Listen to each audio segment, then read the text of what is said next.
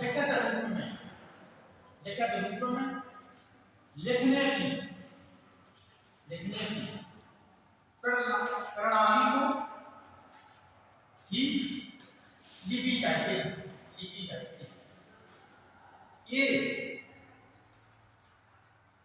ध्वनि चिन्हों के माध्यम से लिखी जाती है, लिखी जाती है, लिखी जाती है।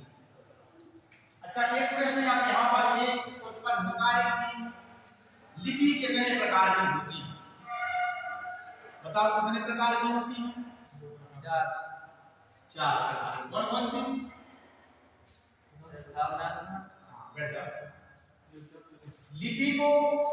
लिपि के प्रकार के संबंध में अलग अलग विद्वानों के अलग अलग मतभेद रहे हैं। सामान्य किसी विद्वानों ने लिपि को 3 वर्गों में विभक्त किया है, तो कुछ विद्वानों ने 4 वर्गों में विभक्त किया है। इसमें जो पहला भाग है वो है चित्रलिपि या चित्रात्मक लिपि, चित्रलिपि। दूसरा प्रतीक लिपि या प्रतीकात्मक लिपि, प्रतीक लिपि।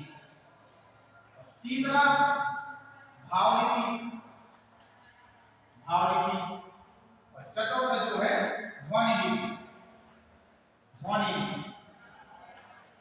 ध्वनि लिपि को ही 2 वर्गों में बांटा गया है। एक होता है अक्षरात्मक लिपि और दूसरा होता है वर्णात्मक लिपि।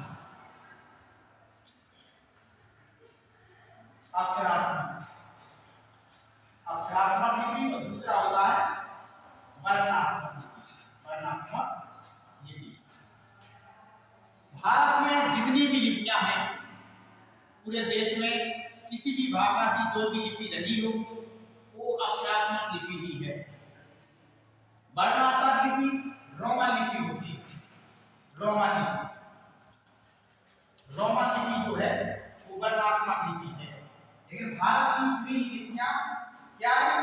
अक्षरात्मक है। जैसे लिपि में अगर हम देखें तो हिंदी भाषा की क्या लिपि है?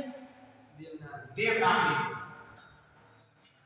हिंदी भाषा की लिपि का नाम है देवनागरी, देवनागरी।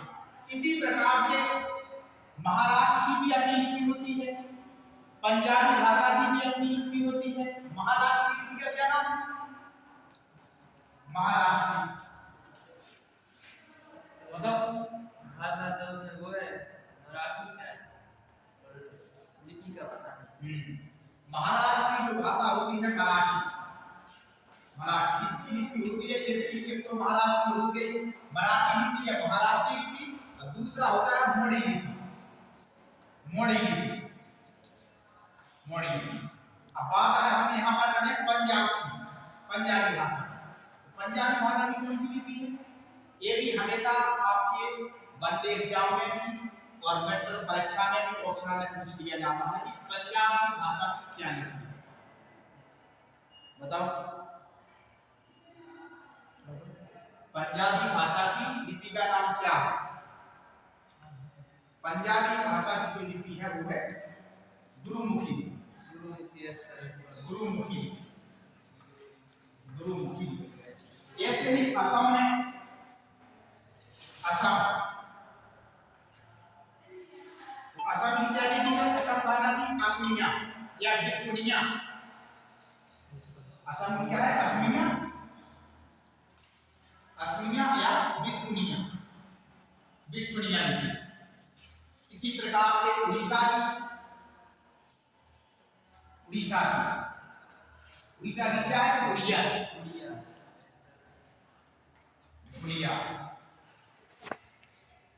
बंगला की भी इसी प्रकार से तमाम प्रकार की अपनी अपनी लिपि होती है। लेकिन जितनी भी ये लिपि हो, चारों देवनागरी लिपि हो, चारों गुरुमुखी लिपि हो, चार असम की बिस्कुनिया हो, चार मोड़ी लिपि हो, जितनी भी लिपि हो, भारत की तमाम लिपियां सभी की सभी लिपि अक्षरात्मक एवं वर्णात्मक लिपि होती है। और जो वर्णात्मक लिपि है वो रोमन लिपि